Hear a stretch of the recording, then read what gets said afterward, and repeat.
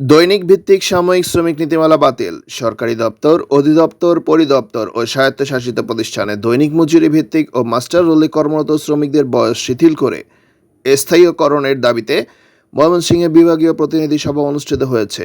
শুক্রবার সকাল ৯টায় ময়মনসিংহ জেলা পরিষদের ভাষা শহীদ আব্দুল জব্বার মিলনায়তনে বাংলাদেশ দৈনিক মজুরি ভিত্তিক শ্রমিক কর্মচারী সমিতি ময়মনসিংহ বিভাগের আয়োজনে এ সভা অনুষ্ঠিত হয়। সবাই শ্রমিক ঐক্য, বৈষম্য দূরীকরণ, চাকরির নিশ্চয়তা, শ্রমিক অধিকার প্রতিষ্ঠা ও মাতৃত্বকালীন ছুটির দাবিতে বিভিন্ন বক্তব্য তুলে ধরা হয়। একই সঙ্গে এই সংগঠনকে আরও গতিশীল করার উপর গুরুত্ব আরোপ করেন নেতৃবৃন্দ। অনুষ্ঠানে বিশেষ অতিথি হিসেবে উপস্থিত ছিলেন বাংলাদেশ দৈনিক মজুরি ভিত্তিক কর্মচারী সমিতির কেন্দ্রীয় কমিটির প্রতিষ্ঠাতা সদস্য মোহাম্মদ বোরহান উদ্দিন, মোহাম্মদ মিজানুর রহমান বাদল ও এস.এম. শিশির সহ ময়মনসিংহ বিভাগের 4 জেলার প্রতিনিধি ও কর্মীগণ।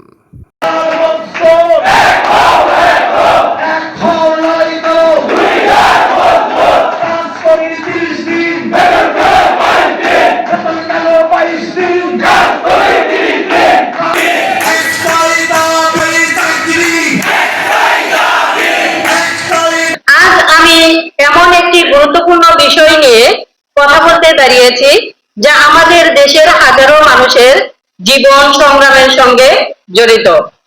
বিষয়টি হলো বাংলাদেশের দৈনিক মজুরি ভিত্তিক কর্মচারীদের অধিকার ও ন্যায্য দাবি এবং আমাদের বর্তমান অবস্থা।